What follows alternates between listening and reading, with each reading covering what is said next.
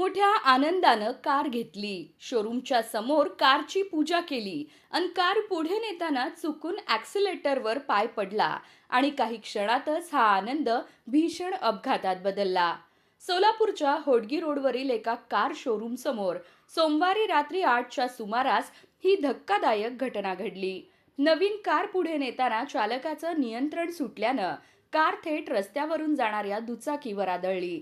धडक इतकी जोरात होती की कारने दुचाकीला फरफटत नेलं आणि दुभाजकाला जाऊन धडकली. या अपघातात दुचाकीवरील पती पत्नी गंभीर जखमी झाले आहेत. रफिक जमखंडी वय 60 आणि नफिसा जमखंडी वय 50 राहणार गैबीपीर परिसर अशी जखमींची नावे असून रफिक यांच्या पायाला फ्रॅक्चर झाल्याची माहिती आहे. नफिसा यांच्या डोक्याला व पायाला दुखापत झाल्याची माहिती मिळत आहे. घटनेनंतर परिसरात मोठी गर्दी जमली.